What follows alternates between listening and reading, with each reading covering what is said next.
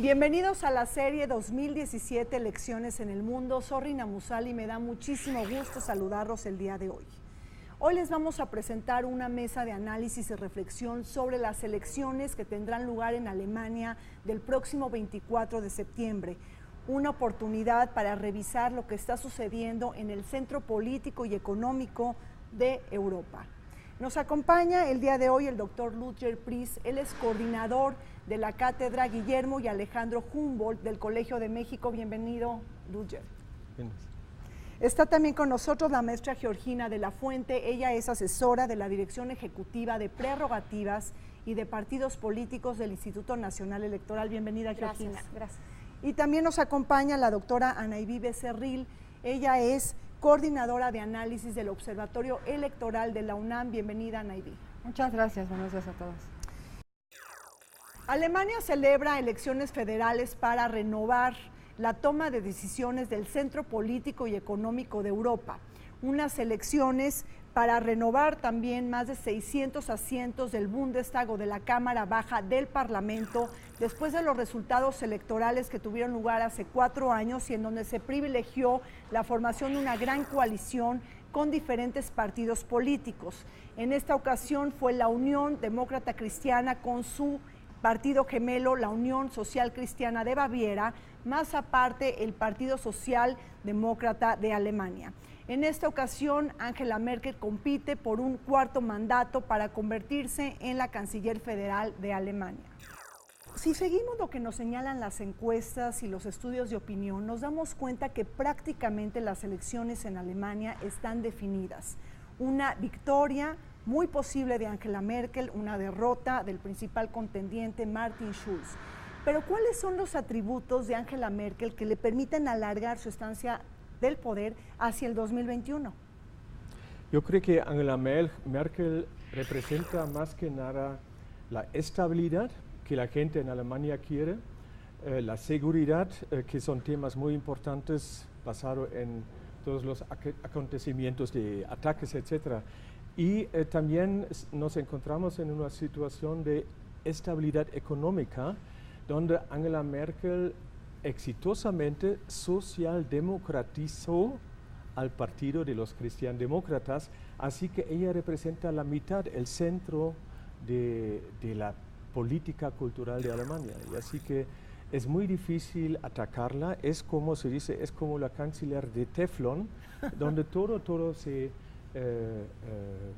sale sea el ataque que sea. Claro. Georgina, ¿estás viendo como misión imposible poder abatir a Angela Merkel? Yo creo que en estos momentos prácticamente sí, absolutamente todas las encuestas la ubican muy por encima de su principal rival, pero yo creo que hacia adelante lo interesante que vamos a estar viendo es con quiénes va a formar gobierno, ¿no? Con qué partidos va a formar gobierno, y es ahorita una incógnita, ¿no? Porque todavía vemos, por ejemplo, el propio partido de Martin Schulz, que con él formó gobierno, sí, en su primer periodo, formó gobierno ahora, y en general se ve como la población alemana está satisfecha, salvo por un periodo breve en 2015 con su política de hacia los refugiados, hacia la comunidad de refugiados, claro. Pero por ahí podemos ver algo de luz, ¿no? De hacia dónde claro, vamos hacia el futuro. Y bueno, Anaibí, ahí tenemos, como lo ha dicho el doctor Priess, tenemos una Angela Merkel que representa la carta muy fuerte de la estabilidad. Yo agregaría que también de la eficacia política. Es una mujer muy pragmática que sabe manejar muy bien los tiempos y los mensajes políticos, pero también Angela Merkel representa el motor económico, ¿no? Es decir, la Alemania, que está ubicada geográficamente al centro de Europa, pero que es el motor económico de la Unión Europea, y bueno, pues ha tenido que defender toda esta crisis, ¿no?, de la eurozona, y una Unión Europea que está caminando más, ¿no?, ahora hacia un megaestado, ¿no? O sea, es decir, cada vez más facultades para centralizar dentro de Bruselas. Pero el tema económico, ¿cómo lo miras tú en estas elecciones? Es decir, ¿ella representa esta fortaleza económica? Hola, bueno, antes que nada más del Observatorio Electoral 2.0 del Instituto de Investigaciones Jurídicas, Y antes de responderte brevemente, sí. quiero comentar, lo que nosotros hacemos es dar seguimiento a la actividad de los candidatos que realizan a través de redes sociales. Entonces es muy interesante la interacción y este nuevo espacio público que las redes sociales han generado para que todas las personas se sientan como pares y poder comentar con los candidatos y tener ese acercamiento.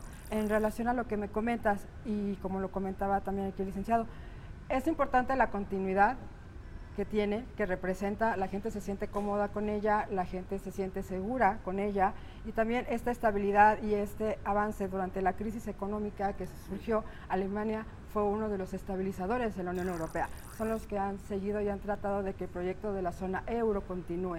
Entonces, creo que esta seguridad y esta estabilidad que ella ha generado y la cara que dio Alemania, la fuerza que tuvo el país al momento de la crisis económica, le ha sumado también puntos a ella para que pueda mantenerse.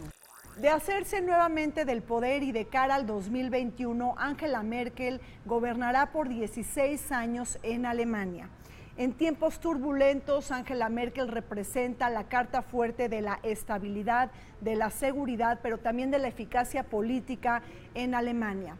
Recordemos que Angela Merkel también ha logrado que Alemania se convierta en el motor económico de la Unión Europea. Pudo blindar su economía de los efectos adversos de la crisis de la eurozona, habiendo dinamizado su plataforma exportadora y habiendo reducido la tasa de paro. En el año 2016, la tasa del desempleo en Alemania fue la más baja en los últimos 25 años. Aun cuando enfrenta numerosas críticas por sus políticas de austeridad y de disciplina fiscal, Angela Merkel parece ser imbatible este 24 de septiembre. Y ahí tenemos que Angela Merkel, Ludger, concretizó el segundo milagro alemán, ¿no? Esta década entre el 2002-2012, en donde logró rebajar de manera muy importante la tasa de paro, ¿no? Y bueno, platícanos un poco de ese tema. Lo trágico es que el Partido Socialdemócrata, bajo el canciller Schröder, logró todas estas reformas de flexibilización del mercado de trabajo, etcétera. Entonces, la prosperidad económica que tenemos en este momento es medio ridículo. Lo debemos de alguna manera al Partido Socialdemócrata, pero quien cosecha los frutos es el partido de los cristiandemócratas, especialmente Merkel. Pero también hay que advertir que hay problemas estructurales muy fuertes. Por ejemplo, inversión en infraestructura. La mitad de todos los puentes en Alemania, los trenes, las autopistas están en condiciones bastante precarias, peores que España o hasta Grecia. Wow. Así que falta inversión pública, falta inversión en educación, falta combatir la creciente desigualdad social, de tal manera que hay muchos temas, también el tema ecológico, ambiente, de las emisiones, el escándalo diésel, hay muchos temas que no se trató en las elecciones, en la campaña, y donde Merkel también es bueno para tapar las tensiones y las contradicciones que existen tanto dentro de su partido como con sus críticos. Claro, bueno, y hablando de críticas a Angela Merkel, ahí tenemos en la cuestión de sus pares comunitarios que la critican mucho por políticas de austeridad y de disciplina fiscal, ¿no? Y muchos también, es decir, es una candidata muy admirada, pero también es muy odiada, ¿no? Por muchos.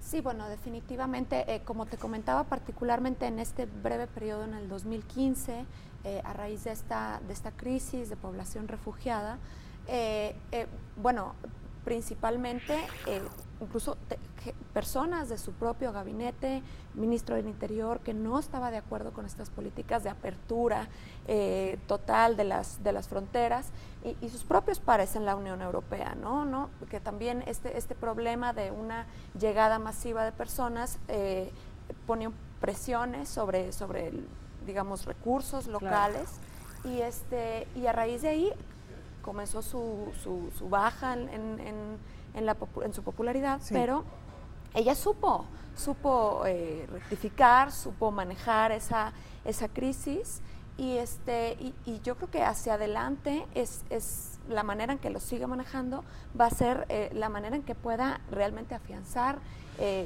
la confianza que tienen los alemanes y en general la población en la Unión Europea, particularmente ahora que sale Gran Bretaña de la Unión Europea, como la líder ya de facto de Europa. Sí, ¿no? Líder efectivamente. Ahora, tenemos todo el tema de la sucesión presidencial en el 2021, digo, falta nada más que Angela Merkel pues consiga esta cuarta reelección, pero ¿qué liderazgos emergentes están viendo dentro de la Unión Demócrata Cristiana o bien dentro del partido gemelo que es la Unión Social Cristiana? O sea, los liderazgos hacia el 2021, porque me imagino que también este partido tiene que preparar la sucesión presidencial, tiene que renovar cuadros políticos y tiene que buscar la manera de que haya un nuevo líder, ¿no?, de Alemania. Ludger, ¿cómo estás viendo el tema de liderazgos? Bueno, primero hay que advertir que a comparación con México, los liderazgos no juegan un papel tan fuerte como en México, por ejemplo, sino más bien siempre es un equipo. Claro que son personas importantes y no hay una segunda Merkel en este momento. Algunos piensan que la ahora ministra de Defensa puede ser su seguidora, que es bastante fuerte, pero también siempre ocurren errores de los políticos que los bajan otra vez. Así que en este momento no sabemos quién puede ser en 4 años. Y en 4 años creo que se desgasta el Partido Cristiano Demócrata, sea cual sea, y vamos a hablar de eso, me imagino, de las coaliciones que se forman después de las elecciones. El Partido Socialdemócrata tampoco no tiene un líder muy fuerte de futuro, porque Schulz es bueno para este momento, pero no para el futuro. Lo mismo los Verdes. Quizás el único partido que tiene un líder, Christian Lindner, son los liberales. Él es digamos, todo el partido de los liberales está enfocado también en la campaña electoral en una figura líder que es Christian Lindner. Anaí, ¿te gustaría comentar algo al respecto? Bueno, nada más en relación a lo que comentaban, sí, dentro de la campaña no ha hablado mucho del tema de los refugiados. Creo que ha sido muy cauta en mantener ese tema. Ha hablado lo mínimo diciendo tenemos que buscar sí renovar nuestras políticas, pero a partir de eso no ha hablado nada. Sin embargo, lo que nosotros sí hemos podido ver en redes sociales, en los videos que sacan, tanto de la página del partido como su página, busca mucha integración. ¿Por qué? Porque saca también a personas que son refugiadas, a personas de diferentes razas en la unión. Buscan mucho esa unión a través de todos los videos que sacan en su publicidad de redes sociales, aunque realmente no ha hablado de una política hacia los refugiados. Y ahí también hemos visto algo que ha sucedido, es que han aparecido muchas páginas donde se busca esta separación. Ha habido muchas páginas que han aparecido en Facebook, que traen discurso de odio, traen discurso de radicalización. Entonces, esta suma que tiene que hacer de que cómo integrar a los refugiados que ya están, que fueron más de 1 millón de refugiados los que recibió, y cómo también buscar esa disparidad dentro de la propia sociedad o dentro de ciertos aspectos de la sociedad alemana que no está permitiendo que haya esta inclusión de otras personas, sí va a ser muy importante para ver cómo va a seguir con sus políticas, cómo le va a dar continuidad y cómo va a tratar este tema para que no se le salga de las manos como lo estamos viendo en otros países. Así es, el tema de migración y refugiados y esta política de puertas abiertas de Angela Merkel, quien le abrió la puerta a 1 millón de refugiados, y que eso hizo también que el partido de la Alternativa por Alemania pueda tener un mejor posicionamiento político. De esto y más vamos a hablar después del corte, no se vayan.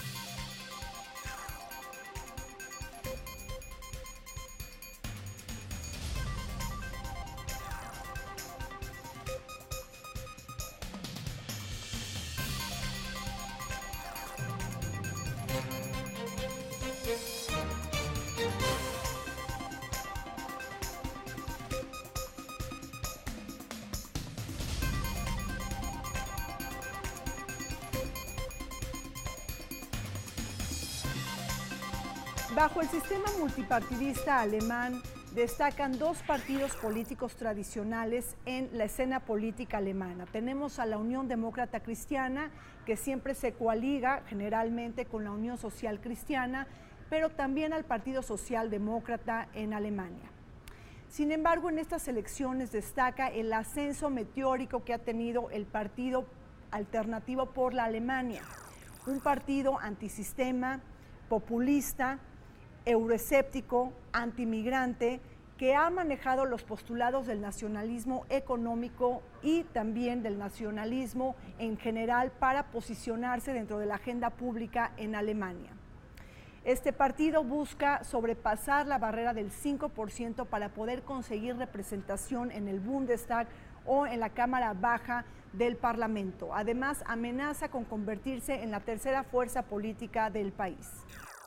Georgina, platícanos un poquito sobre algunas características muy particulares del sistema político alemán. Por ejemplo, algo que es importante y que me parece que la gente que nos está viendo pues deberían de saber, que los alemanes votan dos veces, ¿no? En un primer momento lo hacen por su diputado local, por su representante en el Congreso, pero también tienen la oportunidad de votar en lista por partido político. Así es. Explícanos. Así es. Bueno, básicamente, como lo comentabas, las ciudadanas, los ciudadanos alemanes tienen dos votos. En primer lugar, es un sistema, digamos, como que tenemos en México, de distritos electorales, similar, ¿no? En donde se vota directamente por un representante en el Bundestag, y en segundo lugar, se puede votar por partido. O sea, por un solo partido, ¿no? Y entonces también por eso vemos que el número de escaños en el Bundestag varía con cada legislatura, ¿no? Porque esa proporción se va acomodando después de cada elección, ¿no? Entonces son dos votos, por representante directo y por partido. ¿Y esto tiene que ver con el juego de las coaliciones? Bueno, sí, definitivamente, y ahí es en donde va cambiando la composición y donde se ven las diferentes fuerzas ya representadas en el Bundestag con sus cambios en los escaños. Quizás para agregarlo, cada elección federal tenemos el problema de los llamados Überhangmandate. Eso es justamente que puede que entren más personas al Bundestag, al gobierno, al Parlamento Federal, que teóricamente se había previsto. Ahora están previstos 598 delegados en el Parlamento. Pero en el momento que por la votación de personas directa haya más gentes que correspondan al segundo voto del partido, hay que ampliar el Parlamento. Aunque ahí hay muchas preguntas abiertas, también legalmente abiertas, y pleitos de gente que estaba elegida pero no tiene derecho de entrar, etcétera. Entonces hay negociaciones. Pero esto va a ser muy importante después o sea, que los números de domingo. escaños cambian en cada una de las elecciones. O sea, cada 4 años esto está cambiando. Estaba aumentando hasta 2014 y allá se decidió de frenar, porque ya somos 600 en el país. Sí, ahora son 600. Entonces ahora se decidió de repartir los Überhangmandate, estos que sobran, pero no se sabe bien por qué criterio se va a hacer eso. Entonces es medio complejo la formación de posibles coaliciones. Claro. Bueno, y hablando de coaliciones, platíquenme un poco de esta gran coalición que se formó de acuerdo a los resultados electorales de la última elección, que fue el 2003. Es decir, tenemos dos partidos principales en Alemania, que es la Unión Demócrata Cristiana, que generalmente opera con la Unión Social Cristiana, que es un partido político gemelo, pero también tenemos el Partido Socialdemócrata. Y todos estos tres partidos formaron coalición de gobierno hace 4 años. ¿Cómo vieron los avances, los logros de esta coalición de gobierno? Pues mira, quiero pasar rápido unos datos. El año pasado, bueno, en las últimas elecciones, perdón, en 2013 fueron 44 millones de votantes, fue una participación del 71%. La coalición, como lo mencionabas, la que llevó a la actual canciller Merkel, obtuvo más de 18 millones de votos. Actualmente son 61 millones de electores los que están en Alemania, 31% tienen mayoría mujeres, 31 millones, perdón, son mujeres, 29 millones son hombres, en una población de 82 millones. Pero aquí, con nosotros vemos lo que nos interesa mucho un poco más, yo ahora voy a hablar sobre las coaliciones, es cuántos son los usuarios que tienen en redes sociales y cómo se comunican. ¿Por qué? Porque lo que nosotros también hemos distinguido es que una parte la conlleva el candidato y sus redes sociales y otra los partidos y sus redes sociales. Muchas veces el candidato puede jalar mucho más seguidores en redes sociales que los propios partidos, aun cuando puedan llegar a ser coaliciones. En el caso de Angela Merkel vemos que tiene más de 2 millones de seguidores en Facebook, mientras que su partido tiene apenas medio millón de seguidores en Facebook. Entonces ella ha sido como que muchísimo, ha sabido más utilizar y acercarse a las personas, ella como candidata, como persona, que los partidos. Los partidos no han seguido llevar esta dinámica que ella utiliza a través de redes sociales. Pues sí, muy interesante estos temas, ¿no? Y estos datos de redes sociales, pero en la parte política, ¿qué ha pasado con la Gran Coalición, Luyer?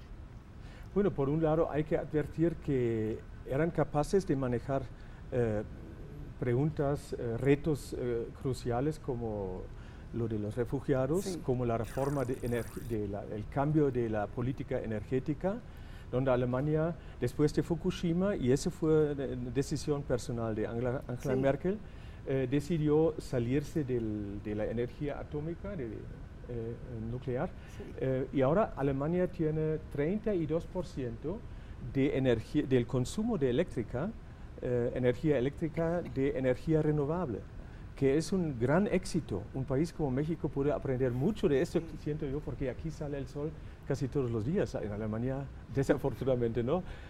Así que energía, política exterior, reto de los refugiados, sea lo que sea, podemos discutirlo más a fondo.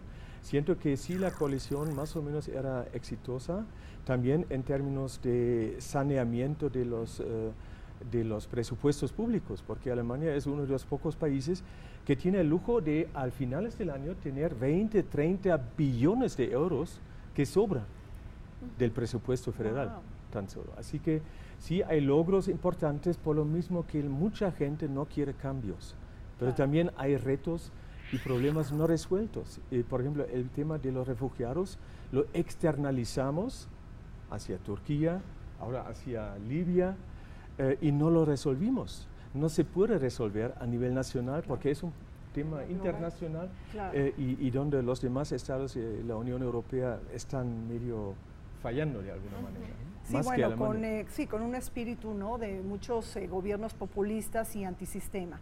Ahora, en la parte de las grandes coaliciones, digo, una de las particularidades también del sistema político de Alemania es que pues no se pueden llevar carro completo, siempre tienen que estar buscando, ¿no?, la participación de diferentes partidos políticos. Pero yo escuchaba que Angela Merkel quizá a lo mejor en esta ocasión no sea necesariamente quien le apueste a una gran coalición con el Partido Socialdemócrata. Ahí puedes ver, Georgina, que jueguen los verdes, que juegue los liberales, por así decirlo, porque ya ha habido una coalición que también estuvo la Unión Demócrata Cristiana con los liberales. Sí, bueno, yo lo que estoy, ahorita es como una gran incógnita, ¿no? Todavía es muy difícil poder ver hacia dónde se va a ir, principalmente porque tenemos también en algunas encuestas que colocan en tercer lugar, digamos, de la preferencia a este partido que ha ganado mucho más notoriedad, que es la Alternativa por Alemania, ¿no? Yo estaría viendo un poco, quizá en el espíritu de mantener estabilidad y esa estabilidad que ella misma representa y que su partido representa, yo estaría viendo más como que se fueran a una, y también a partir del debate, el más reciente. Hubo un solo debate. Hubo un debate en donde se veía que los dos, tanto Schulz como Merkel, pues una gran coincidencia en la mayoría de los temas, ¿no? Fue un poco como, se esperaba un poco más de ver opiniones divergentes, sí, claro, en los temas, y vemos muchas coincidencias. Martin Schulz, el expresidente del Parlamento Europeo, no ha encontrado un nicho de rentabilidad electoral ahora con las elecciones federales en Alemania. Con un discurso casi hueco, no ha podido desfundar el proyecto continuista de Angela Merkel ni vender la bandera del cambio en la agenda pública nacional. Por otro lado, tenemos que hay pocos ingredientes que diferencian a Martin Schulz, el líder del Partido Socialdemócrata, frente a la canciller invencible Angela Merkel. Más que divergencias, hay sinergias, hay puntos de acuerdo, y esto no ha permitido despegar la campaña política de Martin Schulz en Alemania. Lo que estamos viendo en esta campaña de Martin Schulz es que no tiene una batería de mensajes para despegarse, ¿no?, de Angela Merkel. O sea, más que divergencias, hay convergencias, hay puntos de acuerdo, y bueno, eso le hace que no encuentre verdaderamente un nicho de rentabilidad electoral. O sea, ¿qué pasa? Angela Merkel le robó la narrativa al Partido Socialdemócrata, se socialdemocratizó.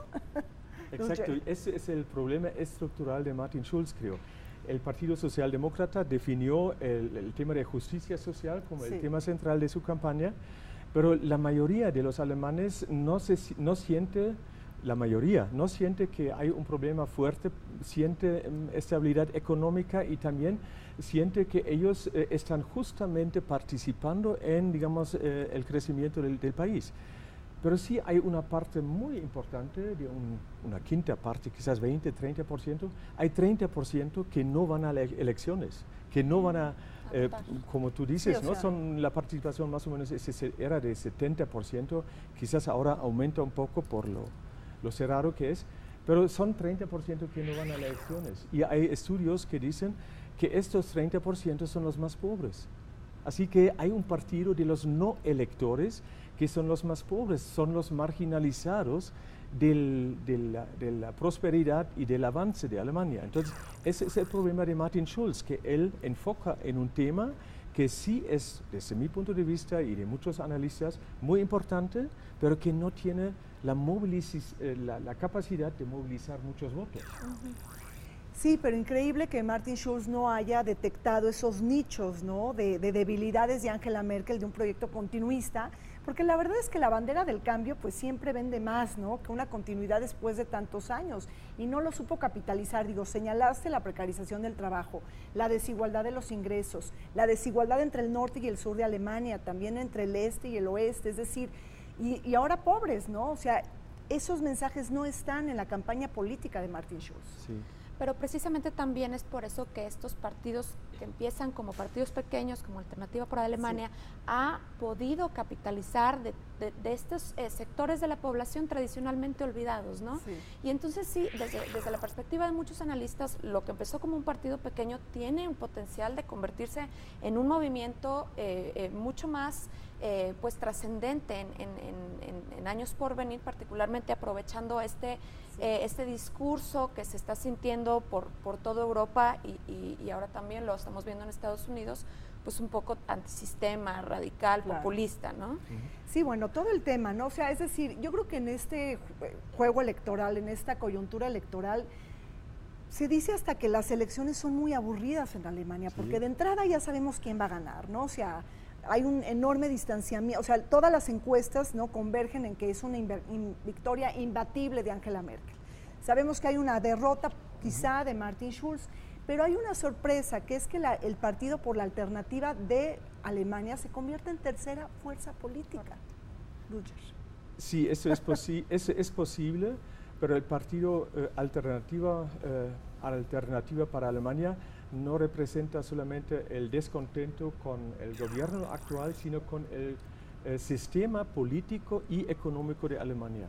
Una tercera parte de los votantes o de los posibles votantes del partido AfD vienen de Alemania Oriental. Y se dice, y muchos estudios indican que mucha gente de ellos mentalmente nunca llegaron en el sistema parlamentario económico de un capitalismo social que tenemos. Y también hay una parte ultraderecha de toda Alemania, hasta racista, xenofobia. Entonces es un partido medio peligroso y en este momento, en esta semana, todos los partidos están concentrando ataques en contra de esto para impedir que se vuelva el tercer lugar. ¿Por qué? Porque el partido que es el más fuerte en la oposición tiene ciertos derechos en el Parlamento, por ejemplo, el derecho de representar el presidente de la Comisión Económica, que es casi la más importante del Parlamento. Entonces, hay mucho temor en este momento. Entonces, las opciones, pero el partido AfD es el único que va a entrar al Parlamento. Porque pero va a superar la barrera del 5%. Seguro. Va a tener entre 8 y 12%.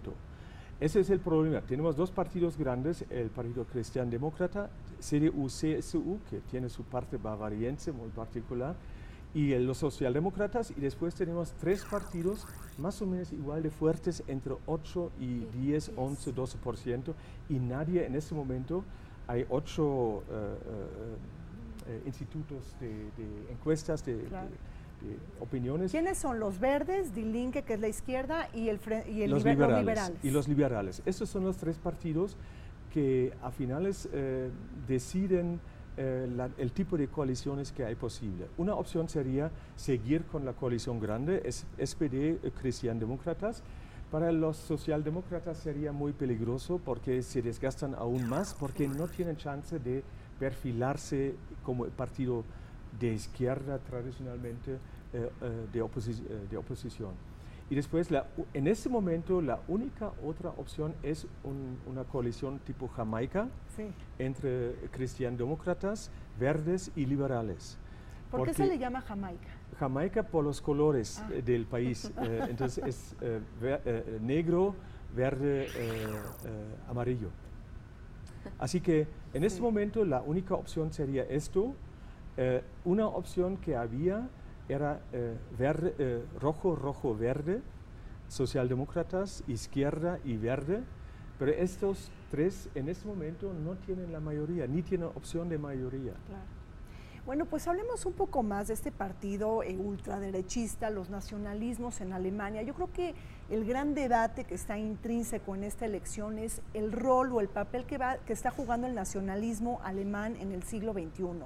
Y ahí tenemos como botón de muestra este partido de Alternativa por Alemania, ANIB, que es un partido antisistema, es un partido populista, que está coaligado, ¿no?, a esta confederación de populismos que ha habido en la Unión Europea en los últimos años, y también que es muy nacionalista, no asume medidas proteccionistas, o sea, sí está a favor del libre comercio, porque sabemos que Alemania pues, se beneficia en gran parte de su plataforma exportadora, pero sí es un partido xenófobo, discriminatorio, y eso preocupa mucho, no nada más a Alemania, a la Unión Europea.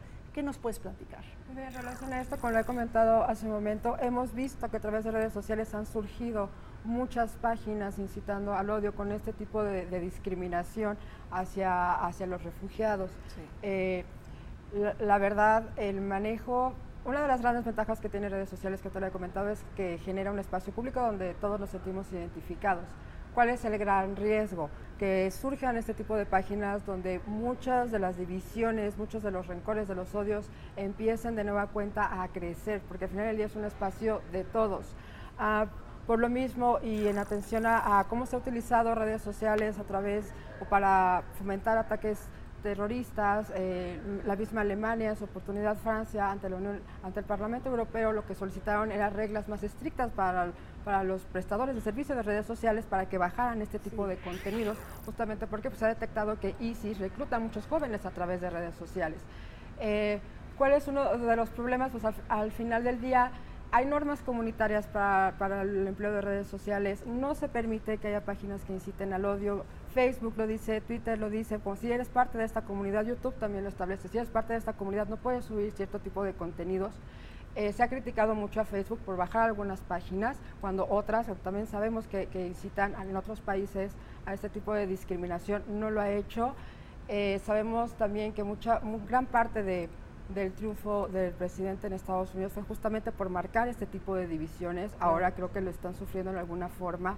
Entonces podemos ver un poco del eco, de reflejo de estas divisiones que surgieron en Estados Unidos a través de la campaña de Donald Trump, que están surgiendo en otros países, puede ser, porque pueden verse en alguna forma identificados con todo lo que está surgiendo en redes sociales con estas divisiones. Georgina. Es interesante, hablando particularmente del partido la AfD, este pequeño partido surge de esta frase que utilizó Angela Merkel cuando se estaba, digamos, debatiendo este rescate económico para Grecia, de no hay alternativa, ¿no? Y entonces surge este pequeño partido y pues como lo estábamos comentando, pues digamos la preocupación que surge ya empieza a tener sus alianzas en otros partidos en la Unión Europea. Vimos un encuentro que tuvo con el partido de Marine Le Pen en Francia, sí, claro. Y entonces definitivamente es algo que hay que estar pendientes. Sí, claro. Quizás para agregar, hay que advertir que tenemos este tipo de partidos en casi todos los países de la Unión Europea. Sí. La Lega Norte de Italia, Le Pen en Francia. En Holanda tenemos los... Sí, Geert Wilders. Sí, en Dinamarca. Entonces, yo creo que esa es una tendencia de... Y en Alemania tiene unos 10%, 10, 11, puede llegar hasta 13, creo. Entonces, sí, es un peligro muy grande, pero no, en Alemania no es más grande que en Francia. Macron tiene mucho más temor de Le Pen, claro, que tenemos nosotros en Alemania de los AfD. Pero es un partido peligroso porque Gauland, por ejemplo, es uno de los mayores candidatos. Él era secretario de Estado en un estado alemán y ahora es uno de los candidatos y dice, cita, no cree que el turco alemán está bien situado, ubicado en este país. Alemania tenía un cambio a sentirse como país de inmigrantes. 10% incluso de los votantes con ciudadanía alemana tienen raíces de migración, más 10% de inmigrantes que todavía no tienen la ciudadanía. Y él dice, un turco alemán y muchos de los que vienen de Turquía, por ejemplo, se sienten, más que 1 millón, se siente turco alemán. Y Gauland dice, el turco alemán no tiene que estar aquí, no tiene que vivir en ese país, imagínense.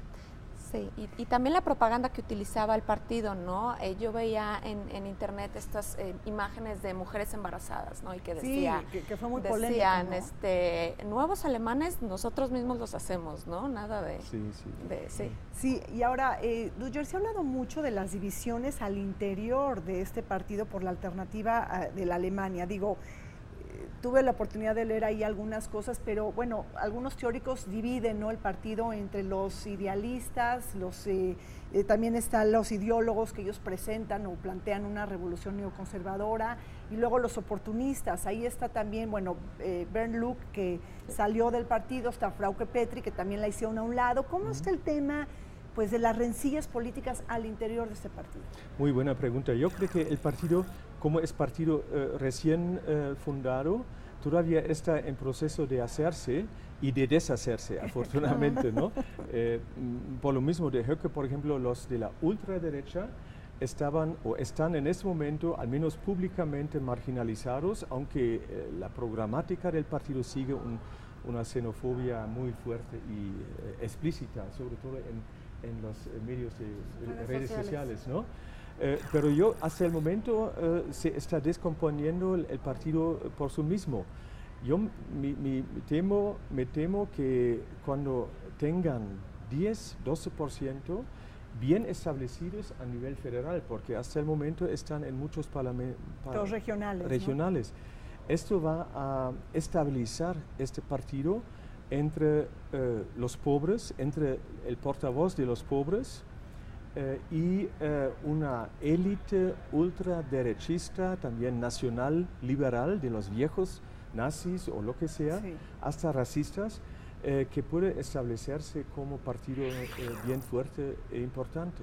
Pero sus oportunidades también van a depender de quién va a formar el gobierno. Si es, por ejemplo, la coalición Jamaica, el Partido Socialdemócrata y otros tendrían más oportunidades de expresar el descontento, por ejemplo, de los pobres. Entonces, esto se les quita votos al AfD también. Entonces, claro, esto es... Sí, porque lo que llama la atención en estas elecciones es que generalmente en Alemania ha habido partidos ultranacionalistas y ultraconservadores, pero nunca habían superado la barrera del 5%, y esto sí está pasando ahora en estas elecciones.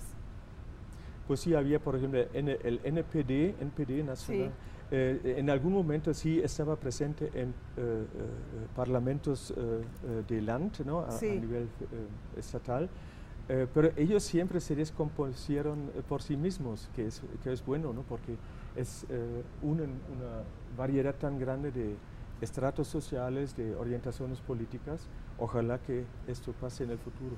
Bueno, pues vamos a un corte. Cuando regresemos seguiremos platicando sobre la jornada política y de elecciones que tendrá lugar en Alemania. No se vayan.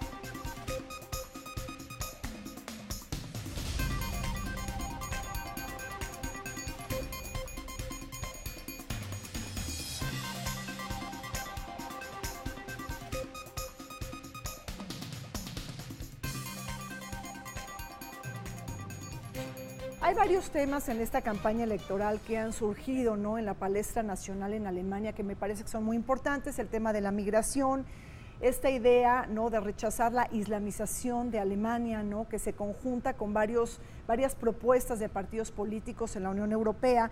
Tenemos todo el tema de la seguridad, de los impuestos, del mercado laboral. Pero ahí, Anaibí, ¿cómo están reaccionando los jóvenes a todos estos temas de campaña? Pues aquí ha sido muy interesante porque podríamos pensar que los jóvenes, sí, en efecto son los que más usan redes sociales, pero la población de más de 50, 60 años ha empezado a utilizar mucho más redes sociales, entonces eso sí tiene un impacto. Había realizado una encuesta justamente a través de las redes a los millennials de qué pensaban de las elecciones y muchos comentaban de que se sentían cómodos con Angela Merkel, que habían crecido con ella, que se identificaban con ella, siempre ha estado ahí cuando nosotros crecimos, entonces se sienten muy cómodos. Aquí destaca algo, lo comentamos hace un rato, ella no utiliza mucho Twitter, utiliza Facebook, pero Twitter no. En alguna entrevista se le preguntó, porque le sacaron la fotografía que estaba en una reunión y estaba viendo el teléfono, y dice, ¿con quién estabas tuiteando? Dice, no, yo no utilizo Twitter, utilizo Twitter para a lo mejor enterarme de alguna noticia. Y le preguntaron que qué pensaba del uso que hace el presidente Trump de Twitter y decía, bueno, cuando me quiero enterar qué es lo que sucede, me voy a su Twitter, pero yo no tuiteo. Utiliza mucho Facebook, sí, lo utiliza, tiene más de 2,5 millones de seguidores.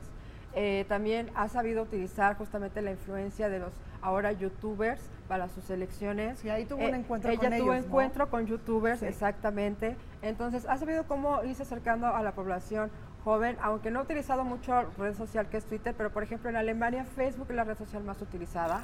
Después para enviar mensajes sigue WhatsApp.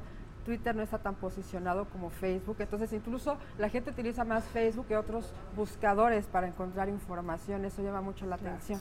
Pero en este caso ella sí ha sabido cómo utilizar las redes, cómo buscar este acercamiento, y no vamos a hablar solo de jóvenes, insisto, en Alemania la población de más de 60 años está utilizando cada vez más redes sociales, lo que no sucede aquí en México, que en México tenemos una población que la que utiliza más redes sociales son los mayores de 10 años, pero no las personas adultas mayores como aquí les denominamos. Claro, pero la mayoría de los votantes es gente grande, ¿no, Lutger? Exacto, el promedio de los derechohabientes de voto en esta elección es de 51 años, que es decir, es gente mayor que ya hizo su vida económica, normalmente social. Y aunque crecientemente los mayores usan los medios sociales, hay que advertir que, digamos, la gran parte de los que usan son los jóvenes, de tal manera que quizás Merkel no, dos razones. Primero, no siente la necesidad de comunicarse tanto porque sus votantes son mayores que los de, por ejemplo, de los liberales y de los otros países, de los AfD también. Tienen una estructura de edades polarizadas entre muy jóvenes y muy viejos.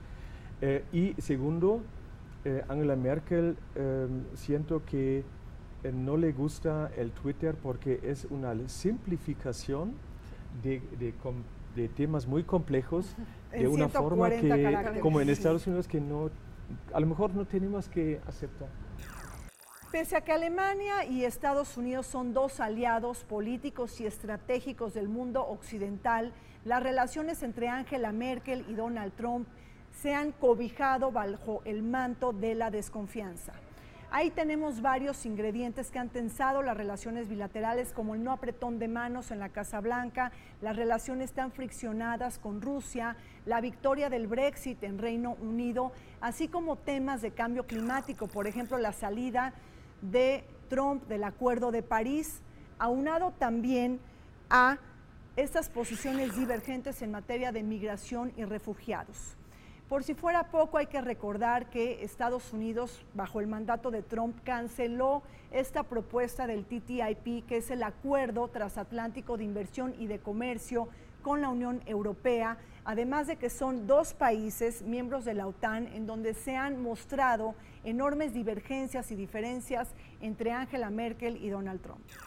Sí, claro, por supuesto.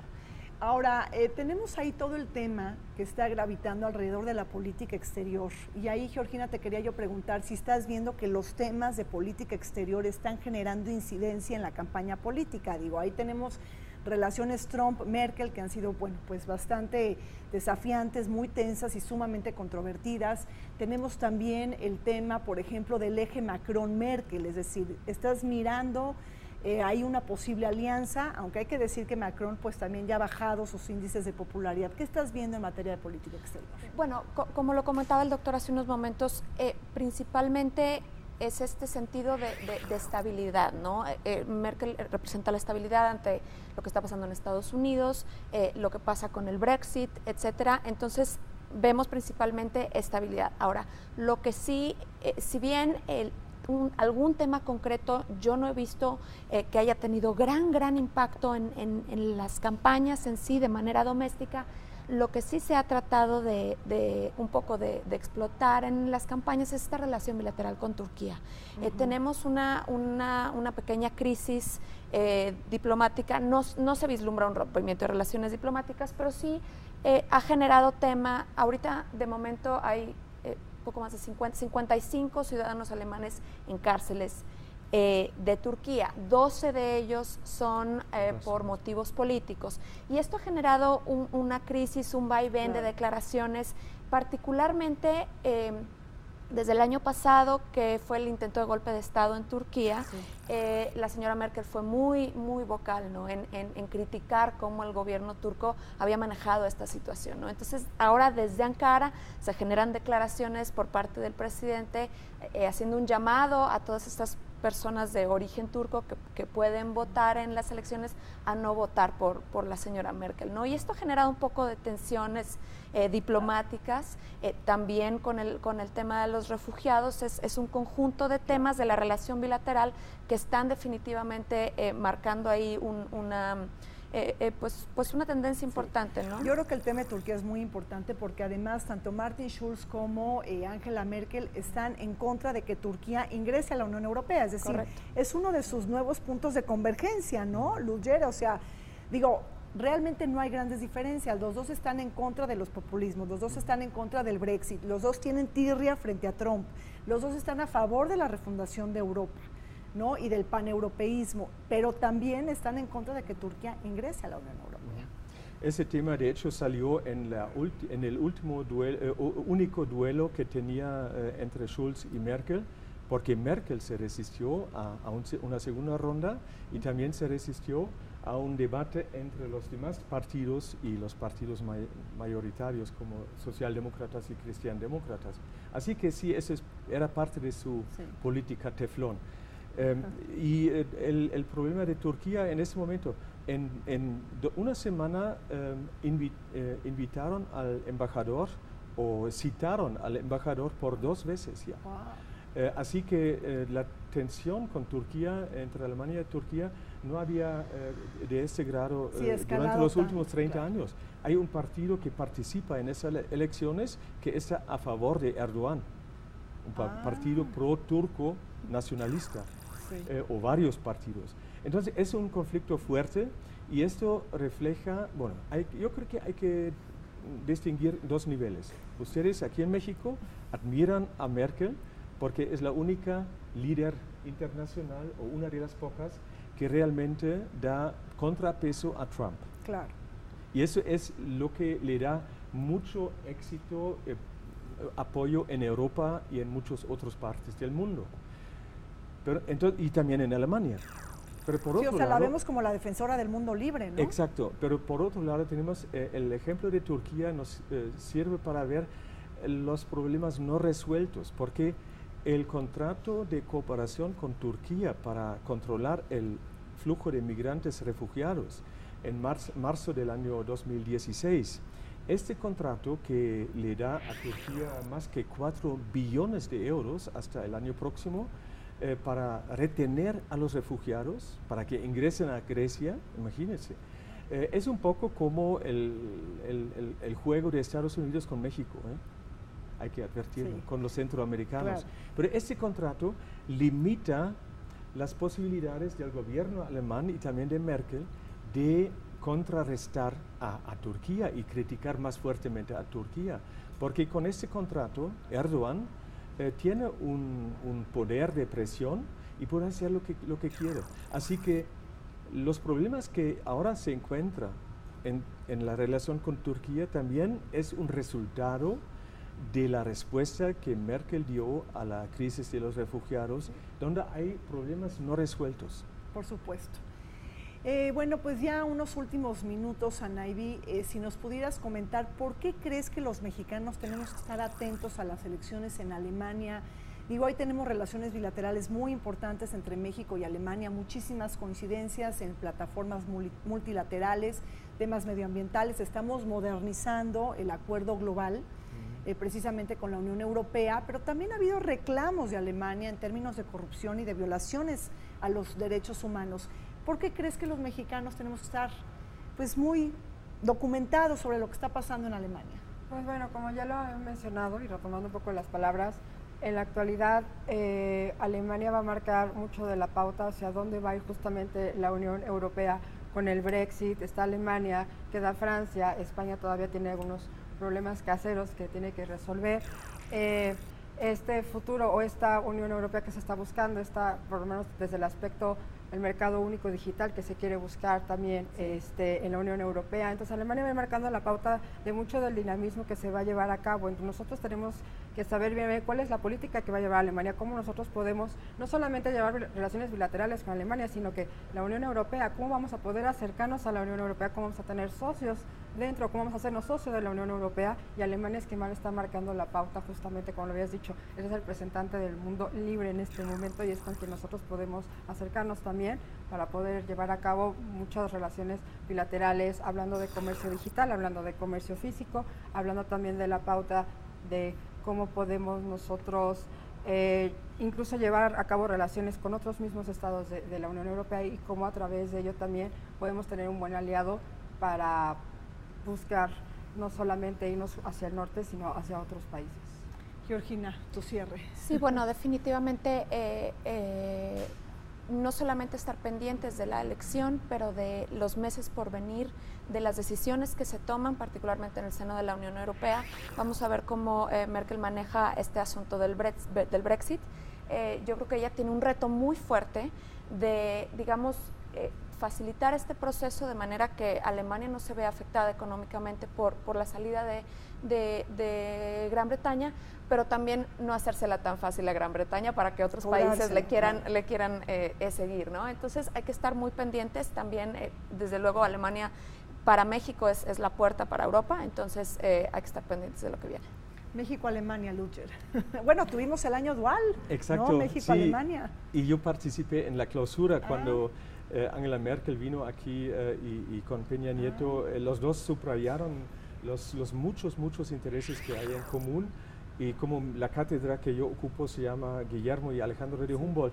Alejandro de Humboldt es el mejor ejemplo que ya en el siglo XVIII creció, digamos, el entendimiento mutuo entre México y Alemania, y hasta hoy en día creo que es una amistad entre los dos países, no solamente por razones económicas, sino también culturales, políticas, históricas. También en ciencias tenemos una cooperación mucho más estrecha con México, pero todavía podemos desarrollar y fortalecerlo mucho, podemos aprender mutuamente en temas de ecología, de justicia social, de desigualdad, etcétera, etcétera. Así que ojalá que después de las elecciones sigamos con los mismos con las mismas tradiciones de amistad. Bueno, pues muchísimas gracias por haber estado con nosotros en esta reflexión sobre elecciones en Alemania. Y bueno, pues me despido de ustedes, Zorri Namusali. Como siempre, tenemos que tener una mirada atenta y participativa de lo que está pasando en Alemania. Debemos de recordar que Alemania es un país miembro del G7, del G20, es la primera economía de Europa y la cuarta economía a nivel mundial. Además de ser participante y miembro integrante de la OTAN, pues muchísimas gracias, estemos pendientes de estas elecciones y de sus resultados. Muchas gracias.